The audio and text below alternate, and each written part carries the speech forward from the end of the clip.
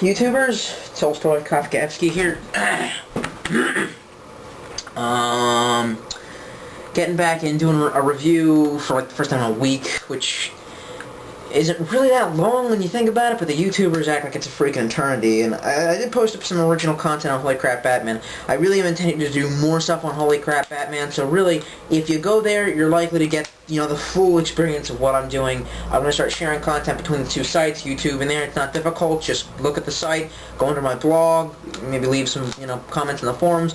Shouldn't really be that difficult for you. If you don't like Tolstoy that much, don't go. The point is, if you have seen, there's a couple of really weird, frantic messages I left. Long story short, only a couple you know. Most of you I'm going to ask, just don't ask.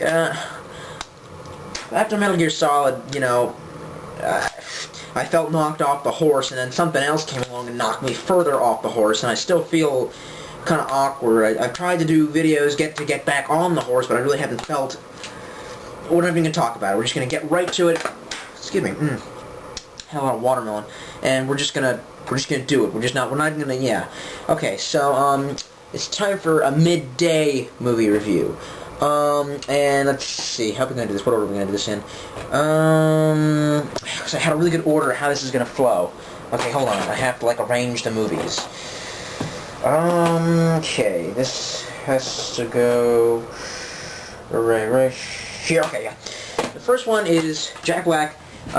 One of his latest movies with apparently Mos Def, that rapper. I think all rap basically is talentless. But it's actually a guy, he's actually a bad actor. And it's got Danny Glover in it, and it's called Be Kind, Rewind.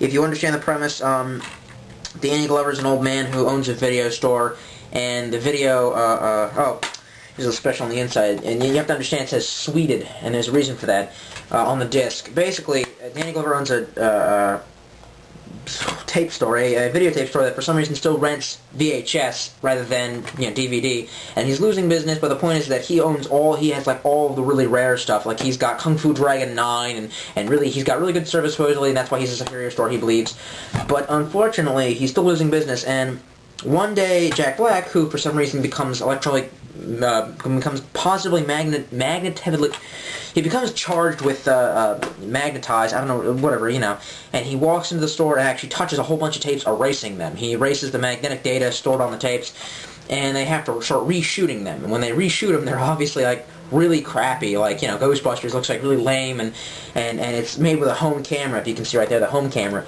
and, they call that, when someone questions them about it, the store, they say, oh, it's called sweeting it. Sweeted. If we sweet it, then it's, it's funny because it's done by us. It's kind of meant to parody and make fun of, and people start asking, you see it says, you name it, we shoot it, they start asking, ooh, I want this sweeted, I want that sweeted, can you sweet, Lord of the Rings for me, can you, and the whole point about this, I think the theme of this is really heartfelt, especially at this moment in time. I was just watching a documentary the other day on YouTube.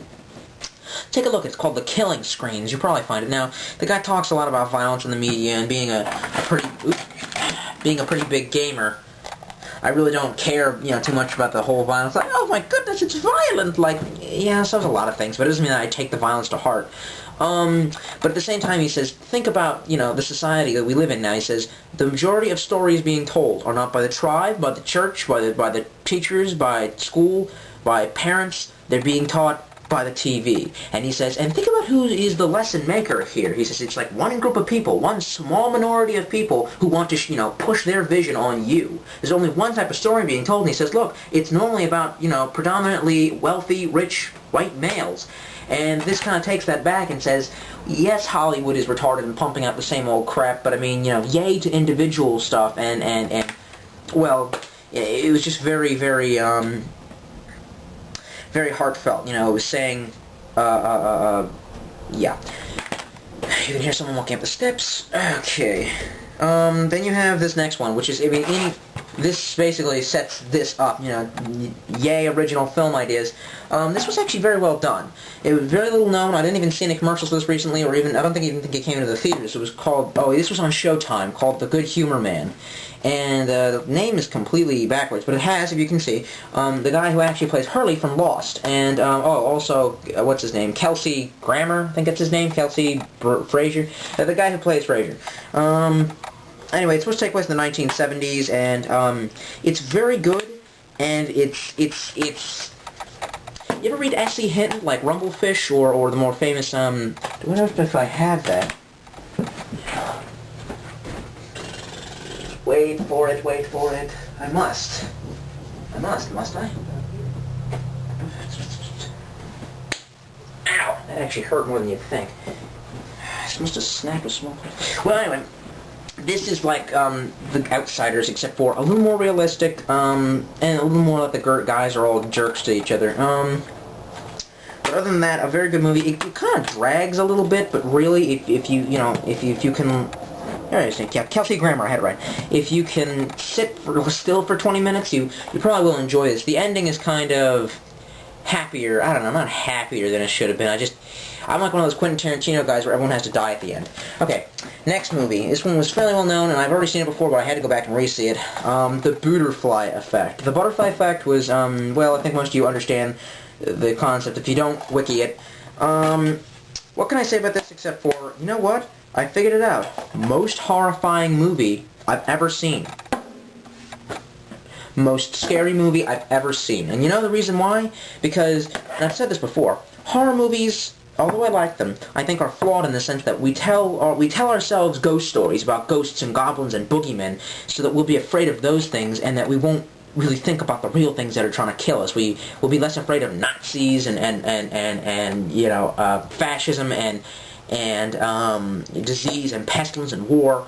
So, not to mention, maybe it's just me, but you know, I've known people like the kids. If you don't, you know, spoiler alert, I guess. But if you don't, if some of you've seen this, the kid Tommy, the psychotic kid who tries to kill him.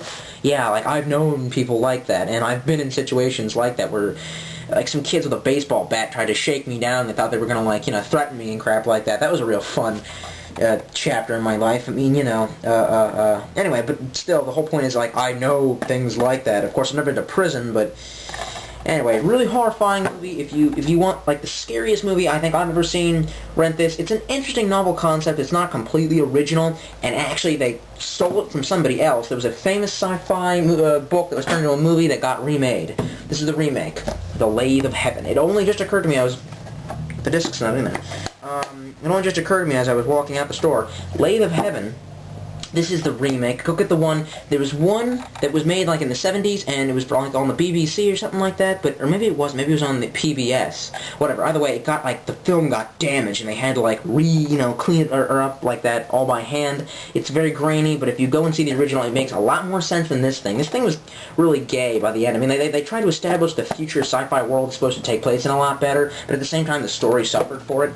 And it's basically about this guy whose dreams shape the world. He starts taking barbiturates to make sure that he doesn't dream. He just sleeps really deeply. And when they finally catch him, they send him to a psychologist, and the psychologist realizes that his dreams do change reality, and he makes him dream a whole bunch of weird shit to try to control him. And in the end, it is a really confused and dazed message, which I've never been able to decipher. So there. And I'm not even sure how much time I have left, but while we're on the subject, tomorrow is the 4th of July, and this is Tolstoy Kafkaevsky, just reminding you that it's cool if you want to have a steak, it's cool if you want to have a brat and blow shit up with your friends, you know, you drink and you want but just remember, please, in the name of God, I'm asking you, don't worship America. All you weird backwards rednecks who, you know, I can hear you hang-ding-dang-darn right now with your rifles and your big flags hanging off the backs of your trucks. America is not a wonderful place. We're not a beautiful, God-loving, you know, wonderful heaven of holiness. We're a fallen country that does a lot of bad things, and sure, there's good people here. I'm just saying, you know, keep it in context. I had a whole video I was going to make about this, but I decided to be a little less warmongering. I mean, I wanted to sit there and list all the, you know, war crimes that we are guilty of under the Geneva Convention, and the fact that we just, like, spit on it. We spit on our own Constitution. We're threatening the world with nuclear annihilation and our imperialism, our jackboots, how we roll over the face of the earth. Anyway, so do me a favor and you know, don't leave any weird American-ass comments, and just remember